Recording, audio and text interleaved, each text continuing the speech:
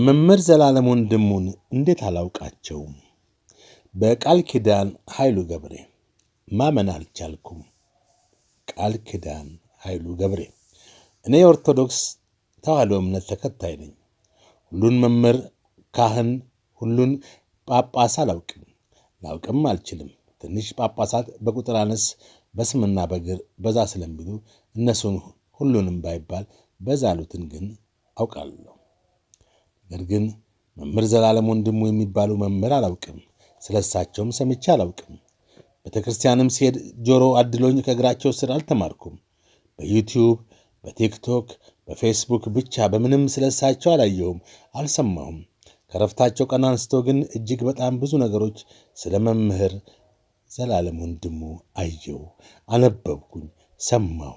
እጅግ የሚደንቅ ምስክርነት ከሊቅ እስከ ደቂቅ ሲነገርላቸው ስለ ምስጉንነታቸው፣ ስለ ጉብዝናና ጥንካሬያቸው፣ ስለ እውቀትና ትሕትናቸው ሲመሰከር በዚህ ደረጃ ለብዙ ሰዎች እረፍት፣ ሰላም፣ እውነት፣ እምነት የሰበኩ ድንቅ መምህር እንዴት አላውቅም ብዬ ራሴን ጠየቅኩ።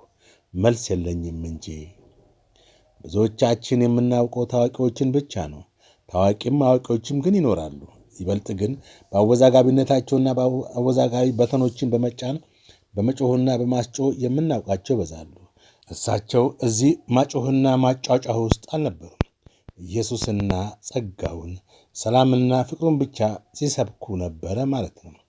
ይህን ሳስብ ከርሜ ባለማወቄም ስገረም ሰንብቼ ዛሬ ግር ጥሎኝ መስቀል አደባባይ ብገኝ ነገሩ ሌላ ሆኖ ጠበቀኝ።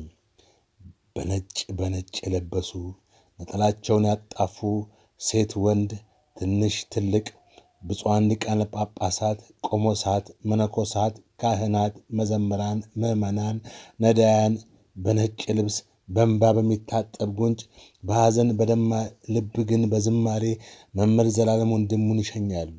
መለከት ይነፋል፣ ነጋሪት ይጎሰማል።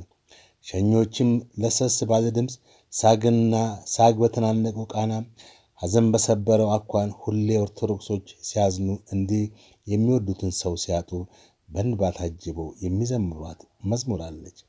በምድራዊ ሕይወት በፈተና ቦታ ማርያም ትጠብቀን እጆቿን ዘርግታ እያሉ በመሃል እያለቀሱ ሳጉ አላዘምር ሲላቸው ቆም እያደረጉ እንባቸውን እያረገፉ ኅብረ ዝማሬው ይቀባበሉታል። ሁኔታው ማንንም አልፎ ሕያጅ ያስለቅሳል፣ መምህሩን ለሚያውቅም ለማያውቅም። እናም ሲሸኙ የፓትርያርክ፣ የጳጳስ፣ የንጉሥ ይመስላል። የሰው ብዛት፣ የሐዘን ድባብ፣ የሽኝት፣ የፍቅር በምን ቅስቀሳ በምን ልመና አይመጣም። ይህ ሁሉ ከፈጣሪ ብቻ ነው። ሁላችንም እንሞታለን። በምድርም ላይ እንደፈሰሰና እንደማይመለስ ውሃ ነን። ሁለተኛ ሳሙኤል ምዕራፍ 14 ቁጥር 14። ሥራችን ግን ሞተንም ቆመንም ይናገራል።